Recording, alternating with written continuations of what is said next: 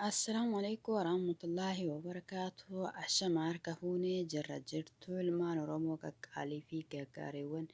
idila addunyaa irratti argamtanii baga nagaa taatanii rabbisaa tanaan isin ga'e isiniin jechaan nagaa kooda alhamdulillah galataa rabbii ani tamuutu biidha. Warri tamuutu biif maatii taatan hedduu takka galatoomaa isiniin jedha warri ganaa haaraa gara chaanaala kiyyaa dhuftan koottaa natti dabalamaa maatii kiyya ta'aa sabskiraayib laayik gochuun natti dabalamaa isiniin jedha obboleeyyan kiyya walaa jajjabeessinuu fi obboleeyyan kiyya gatii wayii walitti hin kafallu sabskiraayibitti jechuudha nama kamiyyuu haa jajjabeessinu waan beeknu irraa walaa barsiifnu waan wallaalle irraa walaa gaafannu isiniin jedha gaafii yoo qabaattan koomentii jalatti gaafadhaa isiniin jedha obboleeyyan kiyya har'a wanti ani isinii qabadhee dhufe yookiin waan rifeensaa yookiin waan biraa osoo hin taane har'a akkuma beekamu torbee darbe keessa hidhamtoonni siyaasaa obbo Jawaar Faatii akkasuma Baqqalaa Garbaa hayyoonni keenya qaqqaalii fi gaggaariin akka torbee darbe dhaddacha har'aa kanarra har'atti beellamame hundi keenyaa quma qabna jechuudha. Beellama har'aa irratti illee dabalata guyyaa 5 kennameefii jira garuu haa ta'u akka duraa irra fooyyee qaba waan ta'eef akkasuma dhaddacha har'aa kanarratti kan jedhameetiin dubbatamee jedhee hayyoonni keenya kan dubbatanii jedhan nuti himannaan keenya kan irratti himatameef rakkoo biraa odoo hin taane filannoo keessaa nu hambisuuf yookiin filannoo keessaa nu hir'isuuf kana nurratti himannaan kun nurratti banatamee jedhamee dhaddacha har'aa kanarratti dubbatame jechuudha obboleeyyan kiyyaa. Ammas rabbiin toltuun waa dhageessisu keeriin waa dhageessisu akkuma beekamu siyaasni Itoophiyaa yookiin siyaasni biyya keenyaa xaxamaa fi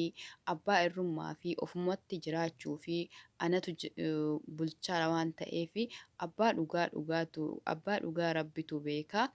Kanaayyuu obboleeyyan kiyyaa rabbiin hayyoota keenyaa fi akkasuma hidhamtoota hunda isaanii kan mana hidhaa jiru mana hidhaa keessaa rabbi nu haa baasu rabbiin harka zaalimaa harkaan nu haa baasu jechuudha. Warri gammaddan alhamdulillah jedhaatiin du'aayii itti godhaa hagaam guyyaan 5 sun guyyaan 5 tun illee boru ganama isiniin jira obboleeyyan kiyyaa rabbiin nagaan bilisaan achi keessaa nuuf haa baasu isiniin jira. Akkuma argitan ijoolleen teenya ammoo Oromiyaa jirtu haala gammachuun akkuma isaan uffata keelloo uffata keelloo isaan waliin uffatanii isaan fakkaatanii isaan cinaa dhaabbatanii hedduu nama boonsanii hedduu nama gammachisiisanii osoo nullee achi jiraanneetiin akkas goone baay'ee natti tolaa jechuudha gamma kiyyaanii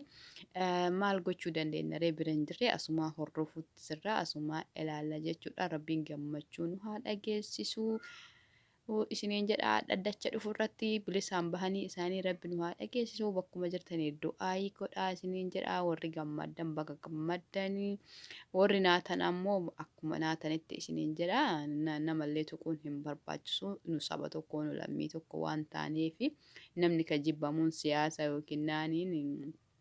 tarsiimoo inni qabuunii fi akkasuma dalagaa inni dalagu sana hin jibbamuu qabaatama malee namummaa isaatitti hin jibbamu. Abbaa dhugaa ammoo nu caalaa ka beeku rabbi waan ta'eef waan rabbi idduu kennaaf idduu nama hundaa jiruuf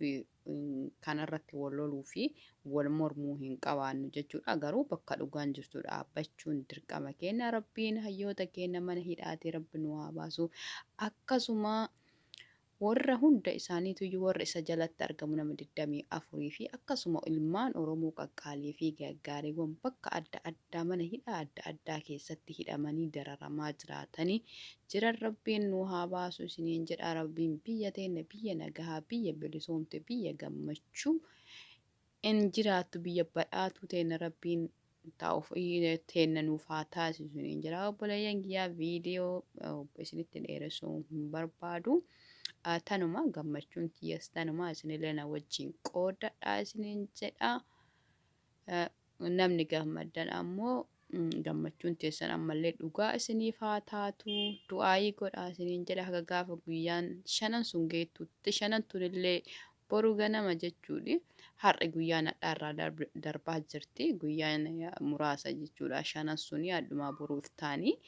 waan ta'eef ergasiin inshaallah gammachuu fi abdiin eenna rabbiin toltuu nu haa dhageessisu rabbi keerin nu haa dhageessisu. Guyyaan hadhaa kun guyyaa jum'aatii ammallee sa'aatiin amma itti deemaa jiru kun sa'aatii asiraatitti deemaa jira jechuudha. Sa'aatii du'aayillee yoo kadhatan qeebalamtu. Sa'aatii wanti hundi itti nama awwaattu. Kanaafuu obboleeyyan kiyya salaataa warri salaatanis salaataa du'aayii godhaa warri kuuwwanis akkuma amantii keessaniitiin rabbiin kadhadhaa warri jawwee jaalattanii fi akkasuma baqqee jaalattanii fi akkasuma oromummaa keessan jaalattan jawwee jaalachuuf yookiin baqqee jaalachuuf hamzaa fa'a jaalachuuf osoo hin taane akkasuma warri oromummaa keessanii boontan warri oromummaa keessan jaalattan warri dhiigummaa keessan jaalattan akkasuma du'aayii godhaa isiniin jedha. Rabbiin harka saalimaatii nu haa baasu rabbi nu haa gammachisiisu gammachuu teenya dhiyootti nu haa dhageessisu isiniin jedha obboleeyyan kiyya. Viidiyootii asumatti xumuraa waan dhageeffattaniif galatoomaa isiniin jedha. Chaanala kiyya saabskiraayib laayik gochuun maatii kiyya ta'a warri maatii kiyya taatan ammoo laayik godhaa isiniin jedha obboleeyyan kiyya amaanillah.